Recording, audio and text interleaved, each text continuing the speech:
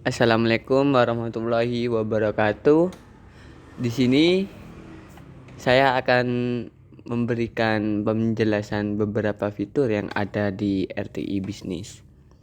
Ini fitur-fitur yang sering saya gunakan. Soalnya enak gitu fiturnya. Nah, terus yang pertama kita itu bisa ngelihat. Nah, di sini itu ada pergerakan IHSG. Kalau di RTI Bisnis di bagian marketnya itu ada IHSG, itu turun apa naik pada hari bursa gitu. Terus ini di harinya IHSG. Jadi di sini tuh kita bisa melihat, nah, dari Januari tanggal 21 sampai tanggal 29 kemarin hari Jumat itu IHSG mengalami penurunan berturut-turut selama 1 minggu dari 21 sampai 29. Nah, terus kalau performa IHSG kalau selama 1 hari itu juga bisa ketemu. Nah, dilihatnya di indeks performa ini dari 1 day, 1 week, 1 month, 3 month, 6 month, 1 tahun, 3 tahun sampai 5 tahun. Nah, jadinya IHSG kalau dilihat dari 1 minggu itu mengalami penurunan sebesar 7%. Kalau saya biasanya seperti itu dipakainya. Nah, terus kita ke fitur selanjutnya, Indicase. Nah, di sini ada indeks-indeks dari beberapa negara di dunia ini. Nah, itu kalau dari Amerika itu ada Dow Jones sama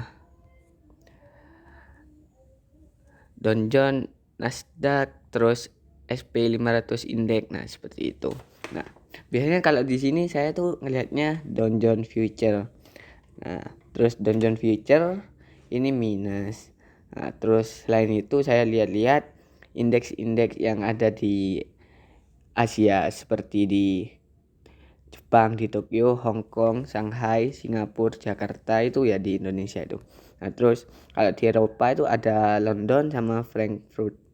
Nah, terus kalau di Amerika ini, jadinya saya biasanya sering ngelihat indeks dunia itu, negara-negara di dunia itu melihatnya di RTI Bisnis ini.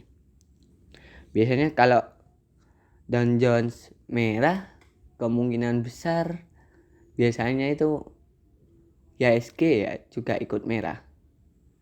Kalau dari pengalamannya saya seperti itu. Nah, terus selain dari sini saya biasanya itu ke kalender. Nah, jadinya itu saya ngelihat perusahaan-perusahaan yang mau membagikan dividen. Jadinya di paling kanan kalender, terus ini dipencet, terus pencet dividen. Nah, kalau pengen melihat dividen corporate actionnya, nah, bisa dilihat sendiri. Di sini ada beberapa perusahaan yang melakukan pembagian dividen seperti XISB, itu come date-nya tanggal 15 bulan 1 ya, baru-baru ini 2 minggu kemarin come date-nya. Terus ex date-nya tanggal 18 sampai bulan 1. Terus payment date-nya tanggal 26, malahan 4 hari yang lalu.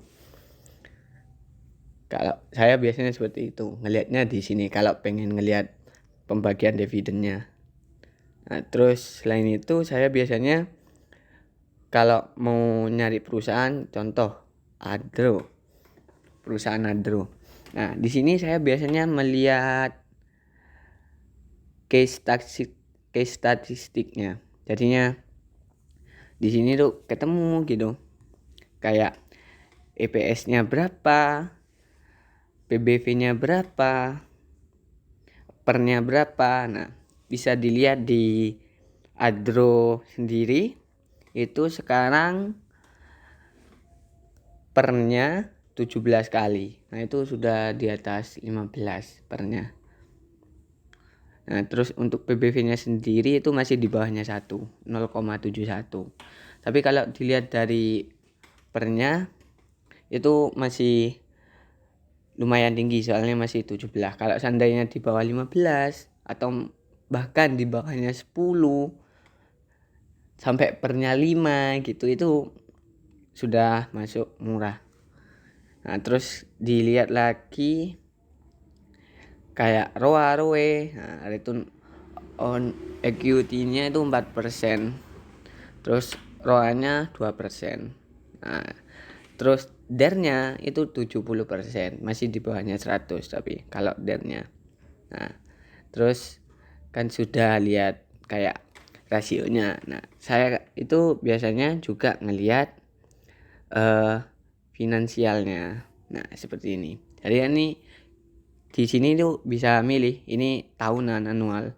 Jadi kalau mau kuartal bisa, terus tahunan bisa, anual, terus mau lihat income statementnya aja itu bisa.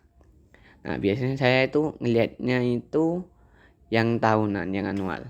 Nah, dilihat dari income statementnya, ini Adro nih mengalami penurunan dari pendapatan bersihnya, dari pendapatannya, sama net profit marginnya. Nah, kenapa kok dari 2019 kok langsung tajam turun 2020? Kan ya sekarang kan kayak Adro sendiri kan bergeraknya di tambang batu bara. Ya walaupun ada jasa yang lain yang masih dikerjakan seperti Adro, kayak energi, terus kayak jasa pengangkutan, nah seperti itu, sama persewaan seperti itu. Nah, tapi Adro kan didominasi sama pendapatan dari tambang batu baranya. Sedangkan sekarang kan masih pandemi, jadinya untuk melakukan ekspor batu bara itu mengalami penurunan yang sangat drastis untuk ekspornya sendiri. Nah, itu ada di laporan keuangannya Adro. Nah, nanti kalau mau bahas laporan keuangannya itu bisa di video selanjutnya. Nah, terus kalau dilihat dari balance sheet, nah itu asetnya, liabilitas sama ekuitasnya itu ya mengalami penurunan juga. Tapi utangnya juga mengalami penurunan dari DER-nya itu, rasio DER. Nah, terus ke cash flow. Untuk cash flow-nya sendiri itu kalau dari operasi ya mengalami penurunan, ya kan gak ada pendapatannya berkurang. Terus investasinya tapi mengalami kenaikan untuk investasi. Terus dari financingnya mengalami penurunan juga, ya soalnya mungkin bayar hutang seperti itu. Nah, terus aslinya ini yang kalau bagusnya itu kalau operasi, arus kas operasinya itu naik, nah, terus arus kas investasinya itu menurun, sama pendapataannya itu menurun, itu aslinya bagus.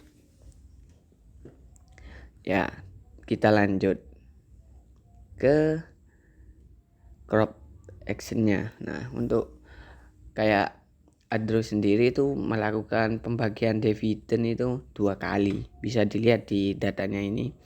Data crop actionnya dari Adro itu 2 kali. Pada tahun 2020 itu bulan 1 maaf, itu sama bulan 6. Nah, mungkin sampai di sini saja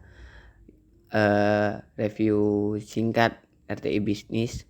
Mungkin kalau mau lebih jelas akan saya buatkan review RTI bisnis yang part keduanya mungkin. Jadinya kalau suka sama video ini di like, kalau tidak suka di dislike. Kalau ada yang mau ditanyakan atau mau request untuk video selanjutnya itu bisa dituliskan di kolom komentar. Nah, terus saya minta tolong untuk subscribe, jangan lupa, untuk perkembangan channel ini ke depannya. Terima kasih.